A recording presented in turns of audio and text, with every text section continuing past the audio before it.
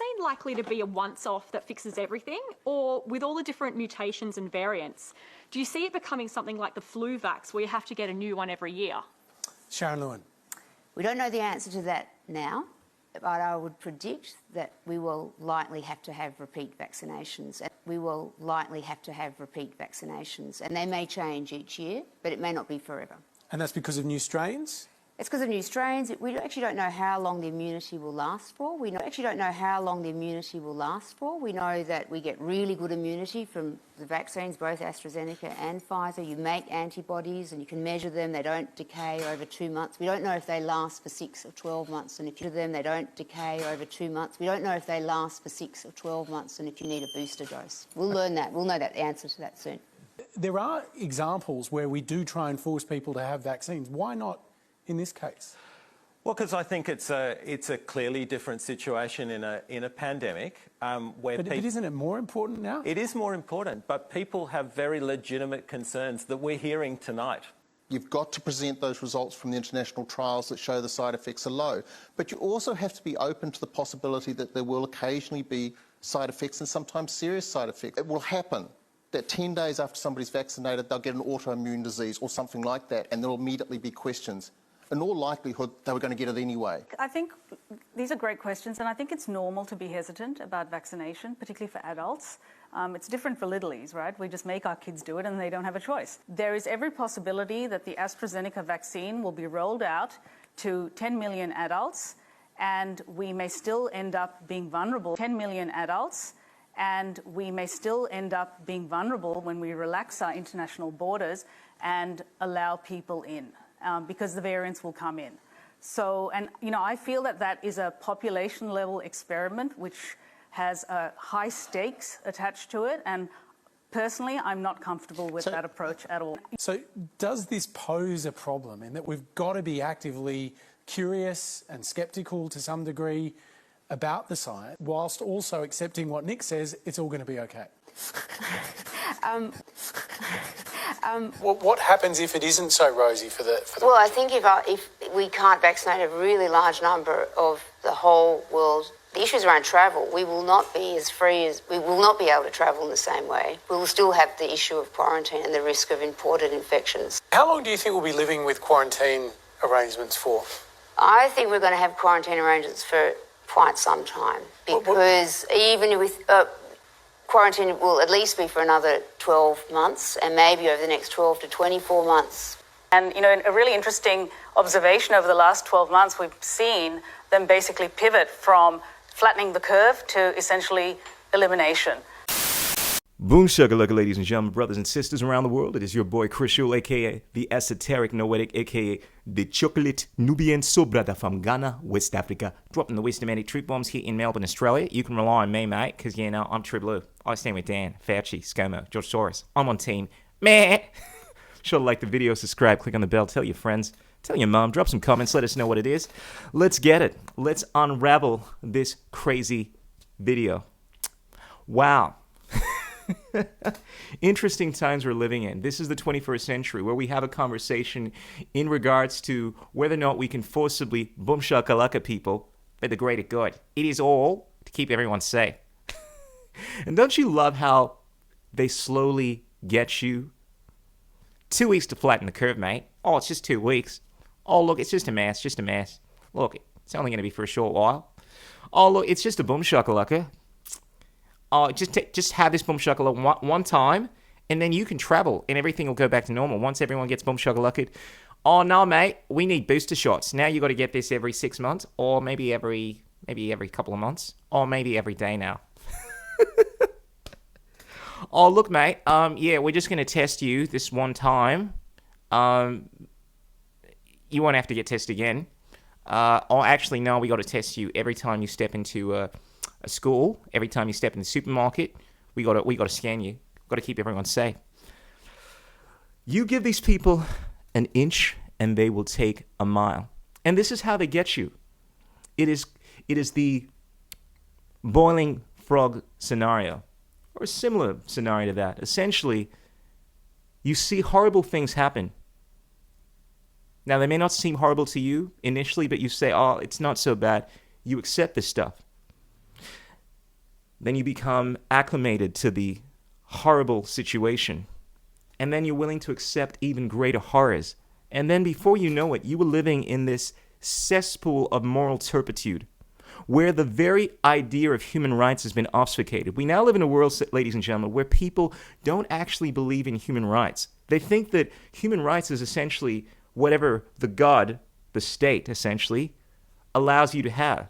They don't believe the idea that human rights deals with freedom from aggression, deals with this idea that you were endowed with certain unalienable rights. Provided you are not directly harming anyone, these rights cannot be infringed upon. Now everything is subject to proportionality, to a state of emergency. People truly, even people that call themselves human rights activists, I have arguments with them all the time, they truly don't understand the origins of this thing. They've acquiesced to this Orwellian, obfuscated version of human rights, where they think you can justify anything because subjectively in their mind, they want to be safe. So in this video, the thing that really, really frustrated me, that made my blood boil with righteous indignation, is where one of the guys suggested that there are examples where we try to force boom shakalaka people. This is a thing. I mean, granted, this is on the books in Western Australia, but make no mistake about it. For a long time, ever since the Second World War, we've established that there are certain things that you cannot do. Ever heard of the Nuremberg trials? The Nuremberg Code, UNESCO Treaty? This idea that you cannot force medical procedures on anyone without their consent, informed consent. You need to advise them of what possible ramifications there are to this thing, or at least give them an understanding to the best of your ability. But make no mistake about it, it cannot be forced. This stuff has been thrown out the window.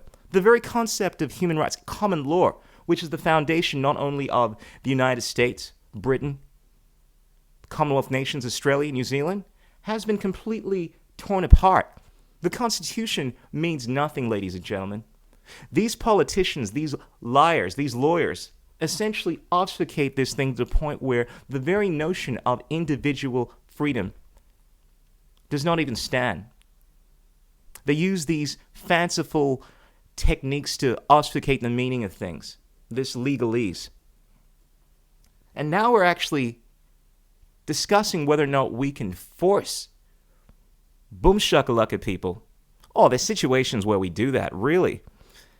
Ladies and gentlemen, if this does not make your blood boil with righteous indignation, then unequivocally, you are someone that has been lulled into this obfuscated reality where there is no objective right and wrong.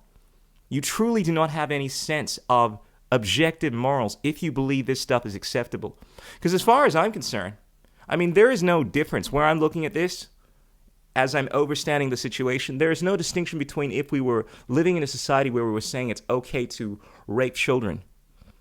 Oh, look, there are certain situations where it's called for, and this may seem tangential, but a lot of people would call this rape when you were inserting a foreign object by force into someone's body. And they even made the argument here, briefly, that obviously it's all right to do this with kids, forcibly boom shakalaka them, there are children, right? Which brings up another interesting conversation in regards to the role of a parent. Granted, you are the guardian of these children, but it doesn't mean that you can do anything you want to them.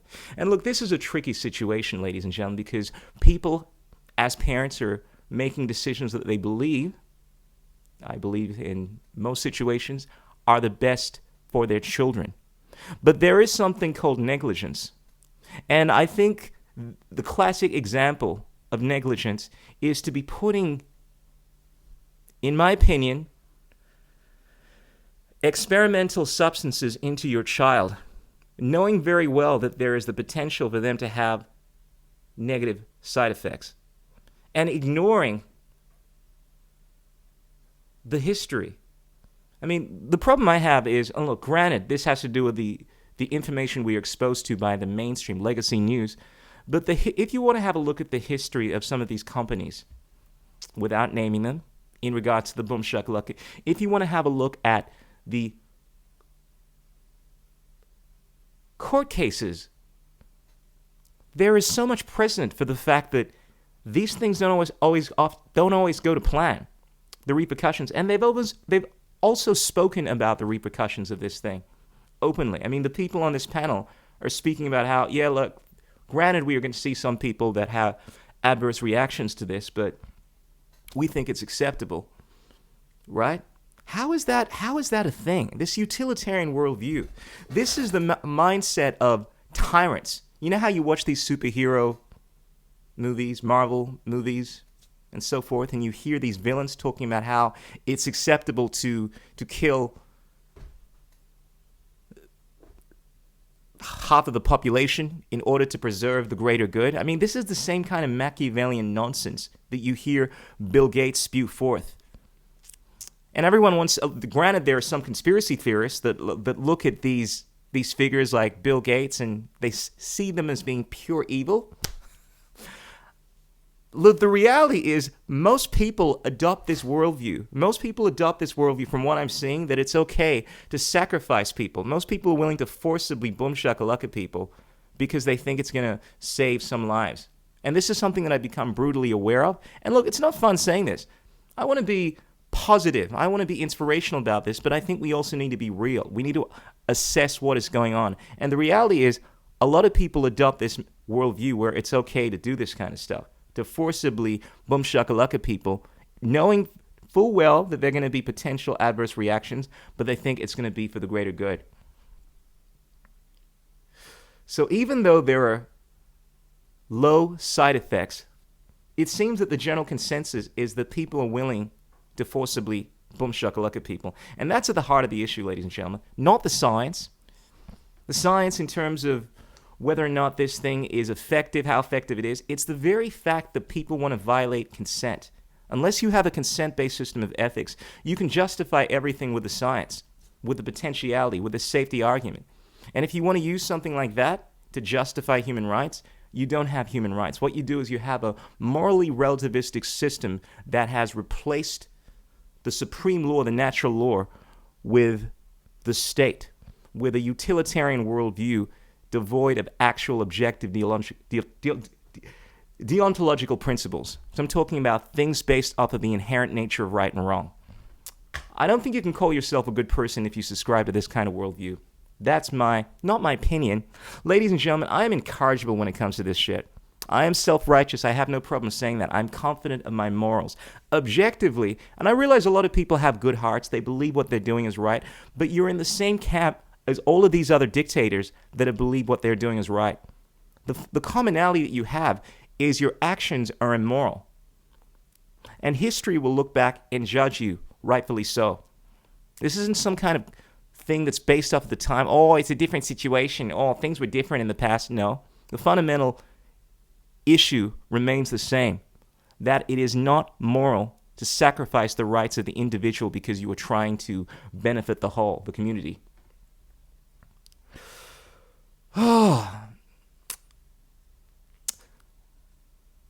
So, I guess I want to wind this video off by saying that the issue I'm seeing here is not on the science, because a lot of people are trying to determine whether or not these boom shakalakas are effective, how effective they are. Granted, this is YouTube. Obviously, they're very effective, very safe.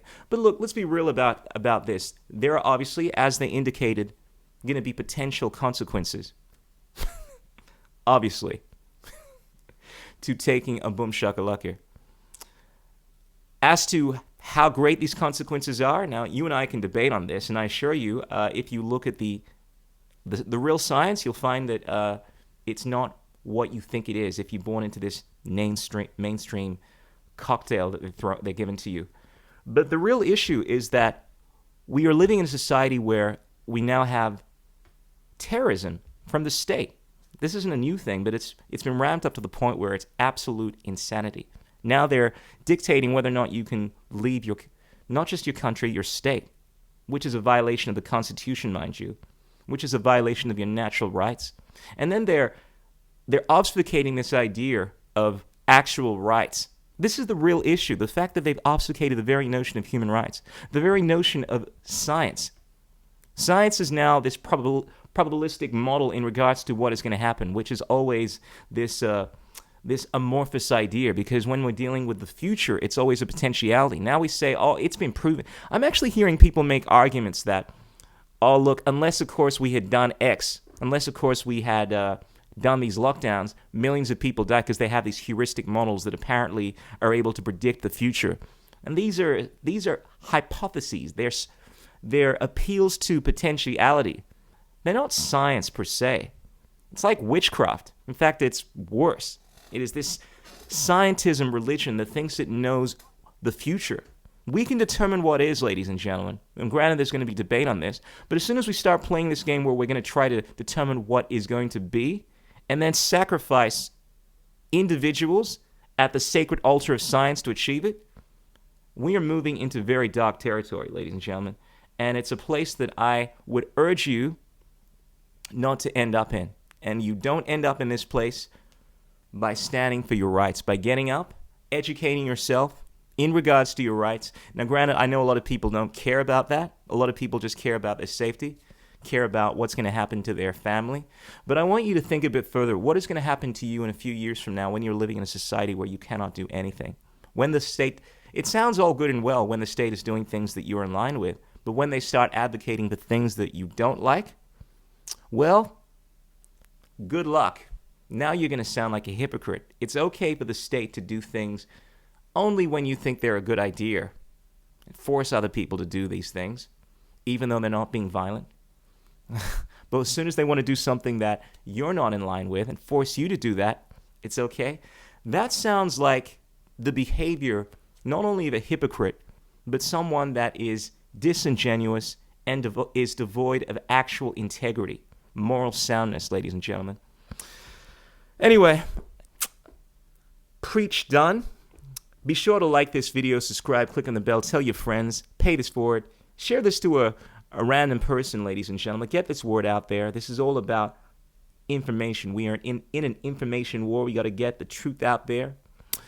And keep being the real you. Even if your voice shakes, speak your mind. Embolden yourself. It becomes easier to be courageous when you do things that you are afraid of. When you step into the darkness and you allow the light that is inherent within you to shine through and cast light, illuminate the minds of the world. All it takes is one individual, ladies and gentlemen, to set the tone. Now, granted, this is a war of the minds, and it takes individuals coming together. All it takes is one step. The journey of 1,000 miles begins with the first step, as they say. All right. Peace out. Keep it real. Don't drive in text. Illuminate your minds with wisdom. Strengthen your will with love. And purge all negative thought patterns from your existence. This is your chocolate Nubian soul brother signing out. Chris Yule. Ow!